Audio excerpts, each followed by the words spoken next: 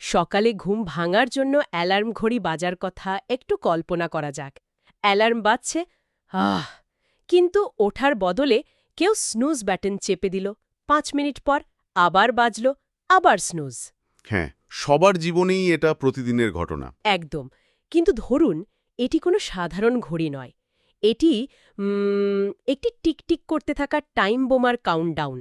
আর ওই স্নুজ ব্যাটনের প্রতিটি চাপের সাথে জড়িয়ে আছে লাখ লাখ মানুষের জীবন মৃত্যুর সমীকরণ। মানে প্রতিবার স্নুজ চাপার সাথে সাথে স্নায়ুর চাপ বাড়ছে। স্নায়ুবিক যুদ্ধের এর চেয়ে নিখুঁত কোনো রূপক আসলে হতে পারে না। কারণ আমরা যখন যুদ্ধের কথা বলি তখন সাধারণত চোখে ভাসে হঠাৎ করে উড়ে আসা মিসাইল বা সাইরেনের শব্দ। কিন্তু এই বারবার সময় পেছনো, মানে এই স্নুজ বাটন চাপা, এটি মনস্তাত্ত্বিক দিক থেকে এক অদ্ভুত এবং ভয়াবহ কৌশল। ঠিক, প্রতিপক্ষকে সারাক্ষণ একটা চরম আতঙ্কের মধ্যে ঝুলিয়ে রাখা। আর আমাদের আজকের এই গভীর আলোচনায় আমরা ঠিক এমন একটি চরম উত্তেজনাকর পরিস্থিতি নিয়েই কথা বলবো। মানে মধ্যপ্রাচ্যের সাম্প্রতিক এই ভয়াবহ সংঘাত, যেখানে যুক্তরাষ্ট্র, ইসরায়েল এবং ইরান সরাসরি জড়িয়ে পড়েছে। এবং এই সংঘাত কিন্তু এখন আর শুধু ওই অঞ্চলই সীমাবদ্ধ নেই। একদমই না, এটি গোটা বিশ্বের ঘাড়ের উপর নিঃশ্বাস ফেলছে। তবে মূল আলোচনায় প্রবেশের আগে একটি বিষয় খুব পরিষ্কার করা প্রয়োজন। আমাদের আজকের এই পুরো বিশ্লেষণটি আমরা সাজিয়েছি আন্তর্জাতিক সংবাদ মাধ্যম যেমন Al Jazeera, Times of India, Global News Network এবং International Journal for Multidisciplinary Research বা IJFMR এর একটি অত্যন্ত গুরুত্বপূর্ণ গবেষণাপত্রের ওপর ভিত্তি করে। হ্যাঁ, এবং এই উৎসগুলোতে অনেক বৈচিত্র্যময় তথ্য রয়েছে। ঠিক বলেছেন। এই উৎসগুলোতে বেশ কিছু চরম রাজনৈতিক, সংবেদনশীল এবং সম্পূর্ণ বৈপরীত্যমূলক মতাদর্শ উঠে এসেছে। তো আমাদের এই আলোচনার উদ্দেশ্য কোনোভাবেই কোনো রাজনৈতিক পক্ষ নেওয়া কিংবা কোনো দেশের পদক্ষেপকে সমর্থন বা বিরোধিতা করা নয়। আমরা সম্পূর্ণ নিরপেক্ষ দৃষ্টিভঙ্গি থেকে শুধুমাত্র মূল উৎসগুলোতে দেওয়া তথ্য বিশ্লেষণ করছি। একদম। আমাদের লক্ষ্য শুধু ঘটনা প্রবাহ বোঝা। হ্যাঁ, আমরা দেখব কেন একটি ৪৮ ঘণ্টার সামরিক আল্টিমেটাম পেছাতে পেছাতে ৪০৮ ঘণ্টায় গিয়ে ঠেকল। চরম হামলার মুখে দাঁড়িয়েও ইরান কিভাবে টিকে আছে, আর এই সব কিছু কীভাবে সারা বিশ্বের দৈনন্দিন জীবনকে থমকে দিচ্ছে। তো চলুন শুরু করা যাক। হ্যাঁ, ঘটনা প্রবাহের একেবারে কেন্দ্রে যাওয়া যাক। শুরুটা করব ডোনাল্ড ট্রাম্পের একটি উদ্ধৃতি দিয়ে। তিনি সম্প্রতি ঘোষণা দিয়েছেন আজ রাতেই একটি পুরো সভ্যতা ধ্বংস হয়ে যাবে, যার কখনো ফিরে আসবে না। মানে কোনো রাষ্ট্রনেতার কাছ থেকে এমন চরম হুঙ্কার সচরাচর শোনা যায় না, তাই না? না, মোটেও না। এটি খুবই অস্বাভাবিক একটি বিবৃতি। এই উত্তেজনার দৃশ্যমান সূত্রপাত হয়েছিল ২২ মার্চ। ট্রাম্প তখন ইরানকে হরমুজ প্রণালী খুলে দেওয়ার জন্য মাত্র ৪৮ ঘণ্টার একটি সামরিক আল্টিমেটাম দিয়েছিলেন। শর্ত ছিল এই সময়ের মধ্যে প্রণালীটি সম্পূর্ণ খুলে না দিলে যুক্তরাষ্ট্রের সামরিক বাহিনী ইরানের বিভিন্ন পাওয়ার প্ল্যান্টে সরাসরি হামলা চালাবে। সামরিক ভাষায় এই ধরনের আল্টিমেটামকে বলা হয় রেড লাইন বা চূড়ান্ত সীমারেখা। সাধারণত এমন আল্টিমেটামের পর হয় শর্ত মানা হয়, না হয় সরাসরি হামলা হয়। এর মাঝে কোনো জায়গা থাকে না। কিন্তু এখানেই তো বিষয়টা সবচেয়ে অদ্ভুত দিকে মোড় নিল। ওই ৪৮ ঘণ্টা শেষ হওয়ার ঠিক আগে ট্রাম্প ঘোষণা করলেন যে ফলপ্রসূ আলোচনা হচ্ছে, তাই তিনি হামলার পরিকল্পনা ৫ দিনের জন্য স্থগিত করছেন। হ্যাঁ, ওই যে আপনার স্নুজ বাটনের উপমাটা। ঠিক তাই। এরপর সেই মেয়াদ আরও ১০ দিন বাড়ানো হলো, এরপর আরও ২৪ ঘণ্টা। এভাবে হিসাব করলে দেখা যায় প্রথম সে ৪৮ ঘণ্টার আল্টিমেটামটি পেছাতে পেছাতে প্রায় ৪০৮ ঘণ্টায় এসে দাঁড়িয়েছে। আর এরপর ট্রাম্প মঙ্গলবার রাত ৮টাকে পাওয়ার প্ল্যান্ট ও ব্রিজ ডে হিসেবে ঘোষণা করেছেন। মানে এই সময়ে ইরানের সমস্ত বিদ্যুৎ কেন্দ্র ধ্বংস করে দেওয়ার হুমকি। এই বারবার ডেডলাইন পেছানোটা আসলে স্রেফ কোনো কূটনীতিক কৌশল নয়। এর পেছনে সামরিক প্রস্তুতির একটা বড় ব্যাপার আছে। এখানকার সবচেয়ে চমকপ্রদ দিকটি হল এটি একই সাথে মনস্তাত্ত্বিক যুদ্ধ এবং পর্দার পেছনের কূটনীতি। পর্দার পেছনের কূটনীতি বলতে? রিপোর্ট অনুযায়ী যুক্তরাষ্ট্র মূলত পাকিস্তান, তুরস্ক এবং মিশরের মতো মধ্যস্থতাকারীদের মাধ্যমে ইরানের সাথে একটা চুক্তিতে পৌঁছানোর চেষ্টা করছে। কিন্তু এই স্নুজ বাটন কৌশলটির একটা ভয়াবহ সামরিক উদ্দেশ্য আছে। যখন একটি দেশকে বলা হয় ৪৮ ঘন্টার মধ্যে হামলা হবে, তখন সেই দেশের পুরো সামরিক বাহিনীকে সর্বোচ্চ সতর্ক অবস্থায় বা হাই অ্যালার্টে চলে যেতে হয়। ও আচ্ছা, মানে সবাইকে বাংকারে থাকতে হয়, রাডার চালু রাখতে হয় সারাক্ষণ। একদম। দিনের পর দিন এই চরম উত্তেজনায় থাকলে সৈনিকদের মধ্যে এক ধরনের অ্যাড্রিনালিন ফাটিগ বা চরম স্নায়ুবিক ক্লান্তি চলে আসে। যুক্তরাষ্ট্র মূলত এই ক্লান্তির সুযোগটাই নিতে চাইছে। দাঁড়ান। তার মানে আপনি বলছেন এই সময়ে পেছানোটা শুধু আলোচনার জন্য নয়, বরং ইরানের সামরিক বাহিনীকে মানসিকভাবে দুর্বল করার একটা সুচিন্তিত ছক।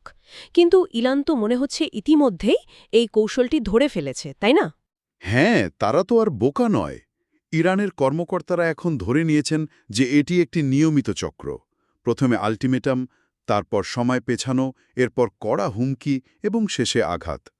সবচেয়ে বড় কথা হল, যুক্তরাষ্ট্রের ওপর থেকে ইরানের আস্থা পুরোপুরি ধসে পড়েছে। এই আস্থার অভাবের জায়গাটা তো গত জুনে আরও প্রকট হয়েছে, ঠিক? একদম ঠিক ধরেছেন। জুনে ট্রাম্প যখন আলোচনার কথা বলে সময় নিয়েছিলেন, ঠিক সেই সময়ই তারা পারমাণবিক স্থাপনায় হামলা চালিয়েছিল। তাই তেহরান এখন এই ফাঁকা বুলির ওপর আর কোনো বিশ্বাস রাখছে না। এই অবিশ্বাস থেকেই মূলত পরিস্থিতি এই চরম রূপ নিয়েছে। আমরা যদি এই আল্টিমেটাম পেছানোর পেছনের কারণ খুঁজতে একটু পেছনের দিকে তাকাই, তবে দেখব এই সংঘাত কিন্তু হঠাৎ করে শুরু হয়নি। গত ২৮ ফেব্রুয়ারির ঘটনাপ্রবাহের দিকে তাকালেই সেটা বোঝা যায়। হ্যাঁ, ২৮ ফেব্রুয়ারি যুক্তরাষ্ট্র অপারেশন এপিক ফিউরি এবং ইসরায়েল অপারেশন রোরিং লায়ন নামে একযোগে বিশাল সামরিক অভিযান চালায়। ওই হামলার মাত্রা সত্যি নজিরবিহীন ছিল। এমন একটি ঘটনা ঘটে যা মধ্যপ্রাচ্যের পুরো সমীকরণ চিরতরে বদলে দেয়। মানে, ইরানের সর্বোচ্চ নেতা আয়াতুল্লাহ আলী খামেনি নিহত হন। এটি ছিল এই সংঘাতের সবচেয়ে বড় টার্নিং পয়েন্ট। হ্যাঁ, সাধারণত এমন ক্ষেত্রে ধারণা করা হয় যে শীর্ষ নেতা নিহত হলে একটি দেশ মানসিকভাবে বা সামরিকভাবে ভেঙে পড়বে। তাদের চেইন অফ কমান্ড পুরোপুরি ধসে যাবে। যে কোনো প্রচলিত সামরিক বিশ্লেষক এটাই ভাববেন। কিন্তু ইরানের ক্ষেত্রে তো তা ঘটেনি।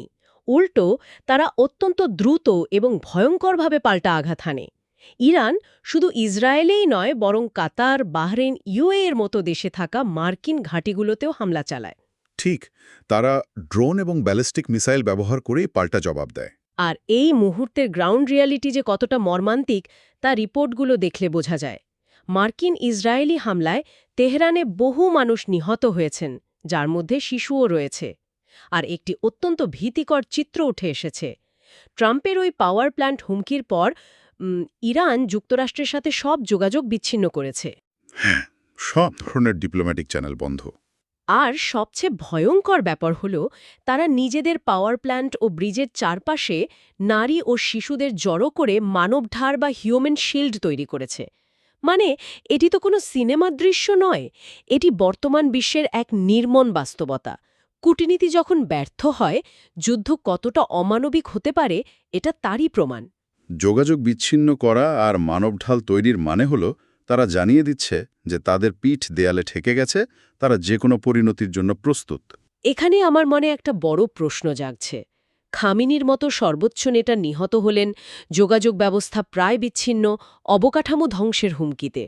এর পরেও একটি দেশের সামরিক বাহিনী কিভাবে এতগুলো ফ্রন্টে একসাথে লড়াই চালিয়ে যাচ্ছে? এটা খুবই চমৎকার একটা প্রশ্ন। মানে, আমি যদি একটা উপমা দিই, বেশিরভাগ সামরিক বাহিনী অনেকটা মাকড়সার মতো কাজ করে। মাথা কেটে ফেললে পুরো শরীর অকেজো হয়ে যায়, কারণ কেন্দ্র থেকে নির্দেশ আসে না। কিন্তু ইরানের কৌশল দেখে মনে হচ্ছে তারা কি স্টারফিশের মতো কৌশল নিয়েছে। মানে, স্টারফিশের একটা হাত কেটে ফেললেও তো বাকি অংশ স্বাধীনভাবে কাজ করতে পারে। আপনার এই স্টারফিশের উপমাটা একদম নিখুঁত।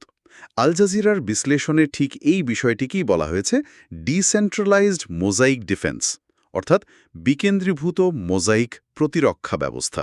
মোজাইক ডিফেন্স বিষয়টা আসলে কি? এটি এমন এক সামরিক মতবাদ যা একদিনে তৈরি হয়নি। ইরান খুব ভালো করেই জানে যে সরাসরি বা প্রচলিত যুদ্ধে তারা পশ্চিমা শক্তির সাথে টিকতে পারবে না। তাই তারা তাদের সামরিক ব্যবস্থাকে ছোট ছোট আঞ্চলিক এবং প্রায় স্বাধীন ইউনিটে ভাগ করেছে। ও আচ্ছা, যাতে কেন্দ্র থেকে যোগাযোগ বিচ্ছিন্ন হয়ে গেল তারা লড়তে পারে। একদম তাই। এই ইউনিটগুলো এক একটি মোজাইক পাথরের মতো, আলাদাভাবে স্বাধীন, কিন্তু একসাথে মিলে একটি বড় প্রতিরোধ গড়ে তোলে। স্থানীয় কমান্ডাররা নিজেদের মতো করে যুদ্ধ চালিয়ে নিতে পারেন। কিন্তু সর্বোচ্চ নেতার মৃত্যুতে যে শূন্যতা তৈরি হয় বা কেন্দ্রীয় কমান্ড যখন থাকে না, তখন এই ছোট ছোট ইউনিটগুলো সিদ্ধান্ত নেয় কিভাবে?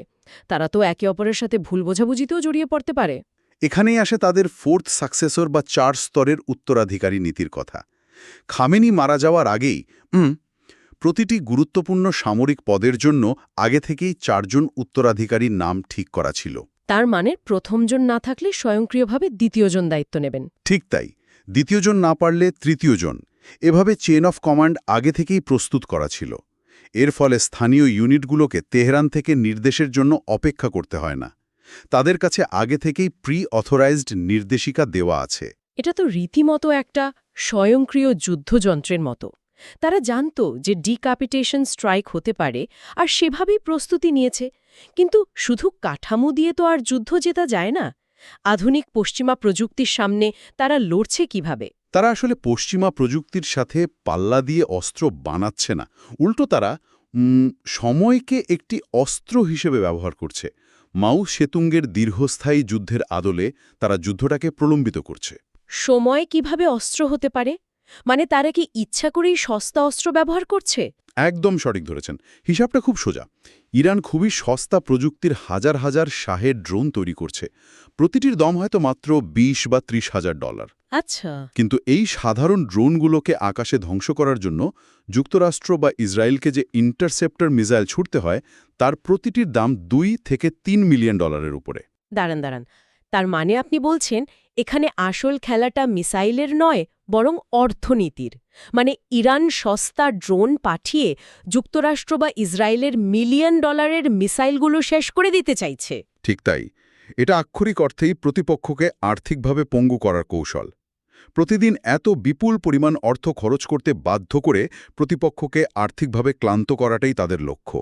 বাপরে, এটা তো একটা ভয়ঙ্কর কৌশল। এই যে এত নিখুঁত ছক আর এত চরম বিদ্বেষ, আমরা যদি একটু ইতিহাসের দিকে তাকাই, মানে IJMR এর গবেষণাপত্রটি ঘাঁটতে গিয়ে আমি একটা অবিশ্বাস্য তথ্য পেলাম। 1979 সালের আগে ইরান আর ইসরায়েল কিন্তু মিত্র দেশ ছিল। হ্যাঁ, ইতিহাস মাঝে মাঝে বর্তমানের চেয়েও বেশি অদ্ভুত হয়। সত্যি, তখনকার দিনে ইসরায়েল তেলের বড় অংশ পেত ইরান থেকে, আর বিনিময়ে ইরান পেত অস্ত্র আর সামরিক প্রশিক্ষণ। যে দুটো দেশ আজ একে অপরকে মুছে ফেলতে চাইছে, তারা একসময় কতটা কাছাকাছি ছিল, এই সমীকরণটা এত উল্টে গেল কিভাবে? এর মূল কারণ হল 1969 সালের ইরানের ইসলামিক বিপ্লব। শাহের পতন হল এবং খামেনির নেতৃত্বে নতুন সরকার ক্ষমতায় এল। নতুন সরকারের একটা বড় চ্যালেঞ্জ ছিল পুরো মুসলিম বিশ্বে নিজেদের বৈধতা দেওয়া, আর এই জন্যই তারা ইসরায়েলকে অবৈধ রাষ্ট্র হিসেবে ঘোষণা করে। ও, মানে রাজনৈতিক আর আদর্শিক কারণে রাতারাতি মিত্র থেকে চরম শত্রুতে পরিণত হওয়া। কিন্তু ইসরায়েল আর ইরানের তো কোনো অভিন্ন সীমান্ত নেই, মাঝখানে ইরাক, জর্ডান আছে। তাহলে তারা যুদ্ধটা চালিয়ে যাচ্ছে কিভাবে? এখানেই আসে প্রক্সি ওয়ার বা ছায়াযুদ্ধের কৌশল। সরাসরি যুদ্ধ কঠিন বলে ইরান সীমানার বাইরে গিয়ে চাপ সৃষ্টি করে। 1982 সালে ইসরায়েল যখন লেবাননে আক্রমণ করে, তখন ইরান সেখানে হিজবুল্লাহ তৈরি করতে সাহায্য করে। হ্যাঁ, ওই হিজবুল্লার মাধ্যমেই তো প্রক্সি যুদ্ধের শুরু। আর এই ক্ষোভটাই তো আজকের সংঘাতের জ্বালানি। 2015 সালের পারমাণবিক চুক্তির পর মনে হয়েছিল উত্তেজনা কমবে, কিন্তু 2018 সালে ট্রাম্প বেরিয়ে যাওয়ার পর থেকেই তো আস্থার জায়গাটা ধসে পড়ে। একদম ঠিক। আর যখন দুই পরাশক্তি এভাবে লড়ে, তখন সবচেয়ে বড় শিকার হয় বিশ্ব অর্থনীতি। হ্যাঁ, এবার সেই পয়েন্টটাতেই আসি। এই আঞ্চলিক যুদ্ধ কিভাবে হাজার হাজার মাইল দূরে থাকা সাধারণ মানুষের জীবন তছনছ করে দিচ্ছে। আর এর কেন্দ্রবিন্দুতে রয়েছে একটি ছোট্ট জলপথ, হরমুজ প্রণালী। হরমুজ প্রণালীর কৌশলগত গুরুত্ব আসলে বলে বোঝানো কঠিন। এটি ওমান আর ইরানের মাঝখানে অবস্থিত। সবচেয়ে সরু অংশটা মাত্র 21 মাইল চওড়া। কিন্তু এই পথ দিয়েই বিশ্বের প্রায় 20% তেল এবং গ্যাস পারাপার হয়, তাই না? হ্যাঁ, আর ইরান বর্তমানে এই প্রণালীটি কার্যত বন্ধ করে দিয়েছে। তারা ঘোষণা দিয়েছে যে শুধু তাদের মিত্রদের জাহাজ যেতে পারবে। এর ফলাফল যে কতটা ভয়াবহ তা ইন্টারন্যাশনাল এনার্জি এজেন্সির প্রধানের কথাতেই বোঝা যায়।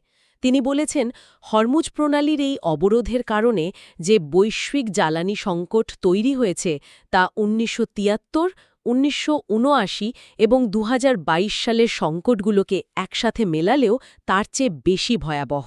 এটা কিন্তু বিশাল বড় একটা দাবি, আর এর প্রভাবটা একেবারে গ্রাউন্ড লেভেলে পড়ছে। হ্যাঁ, সাধারণ মানুষের জীবনের এর ইম্প্যাক্ট বোঝাতে আমি একটা উদাহরণ দিই। ফিলিপিনের একজন সাধারণ কৃষক, রোমিও ওয়াগায়ান, তার বয়স 57। তিনি এই মুহূর্তে তার সবজিগুলো জমিতেই পচতে দিচ্ছেন, ফসল তুলছেন না। মানে যুদ্ধের কারণে শুধু গ্লোবাল সাপ্লাই চেন নয়, লোকাল ইকোনমিও পচে যাচ্ছে। ঠিক তাই। মেকানিজমটা দেখুন। প্রণালী বন্ধ থাকায় তেলের দাম হু হু করে বেড়েছে। ফলে ফিলিপিনের ওই কৃষকের ট্র্যাক্টর চালানোর ডিজেল আর ফসল বাজারে নেওয়ার পরিবহন খরচ এত বেড়েছে যে সবজি বেচলে তার লাভ তো হবেই না, উল্টো ঋণগ্রস্ত হয়ে পড়তে হবে। ভেবে দেখুন, মধ্যপ্রাচ্যের একটা জলপথ বন্ধ হওয়ার সিদ্ধান্তে কিভাবে হাজার মাইল দূরে একটা কৃষকের জীবন ধ্বংস হয়ে যাচ্ছে। একদম। ফিলিপিনের মতো দেশগুলো যারা আমদানিকৃত জ্বালানির উপর নির্ভরশীল, তারা সবচেয়ে বড় শিকার হচ্ছে। জিনিসপত্রের দাম আকাশ ছুঁছে, মুদ্রাস্ফীতি নিয়ন্ত্রণের বাইরে চলে যাচ্ছে। আধুনিক বিশ্ব কতটা গভীরভাবে একে অপরের সাথে যুক্ত, এটাই তার প্রমাণ। তাহলে আজকের এই দীর্ঘ বিশ্লেষণ থেকে আমরা কি দেখলাম? আমরা দেখলাম একটি ৪৮ ঘন্টার আল্টিমেটাম কিভাবে ৪০৮ ঘন্টায় দাঁড়ালো। স্নুজ বাটন কৌশলটা কিভাবে স্নায়বিকভাবে ক্লান্ত করার হাতিয়ার হিসেবে কাজ করছে। এরপর আমরা ইরানের মোজাইক ডিফেন্স কৌশলটা বুঝলাম। মাথা কাটা পড়ার পরও কিভাবে তারা ছোট ইউনিটে বিভক্ত হয়ে লড়ছে। হ্যাঁ, আর দেখলাম সস্তা ড্রোন দিয়ে কিভাবে $মিলিয়ন মিসাইল ধ্বংস করে অর্থনৈতিক যুদ্ধ চালানো যায়। আর সব শেষে হরমুজ প্রণালীর মাধ্যমে পুরো বিশ্বের অর্থনীতি কিভাবে থমকে গেছে। এই বিষয়গুলো জানা খুব জরুরি, কারণ এখন আর কোনো যুদ্ধই শুধু দুই দেশের মধ্যে থাকে না। একদম ঠিক। বিশ্বায়নের যুগে আমরা সবাই অদৃশ্য সুতোয় বাঁধা। পর্ব শেষ করার আগে একটা বড় প্রশ্ন কিন্তু থেকেই যায়। আমরা দেখলাম ইরান কিভাবে নেতৃত্বহীন বা বিকেন্দ্রীভূত কাঠামোর মাধ্যমে লড়াই করছে। তাদের এই স্টারফিশ মডেল যদি সত্যিই সফল হয়, তবে কি ভবিষ্যতের যুদ্ধগুলোর ধরন পুরোপুরি পাল্টে যাবে? এটা একটা ভাবার মতো বিষয়। মানে প্রযুক্তি আর এআই এর এই যুগে ভবিষ্যৎ যুদ্ধ কি তবে কোনো নির্দিষ্ট কেন্দ্রীয় কমান্ডের নির্দেশে হবে না? অন্যান্য দেশগুলোও কি এমন স্বাধীন এআই চালিত ইউনিটের দিকে ঝুঁকবে? মানে ভবিষ্যতের যুদ্ধক্ষেত্র কি আক্ষরিক অর্থেই মাথাছাড়া শরীরের লড়াই হতে চলেছে? এই ভাবনার জায়গাটাতেই আজকের মতো গভীর আলোচনাটি শেষ করছি। অ্যালার্ম ঘড়ির স্নুজ বাটনটা হয়তো আরও একবার চাপা হয়েছে, কিন্তু ঘড়ির কাঁটা কিন্তু থেমে নেই। টেক টেক টেক। নতুন কিছু জানার আগ্রহ নিয়ে ভালো থাকবেন।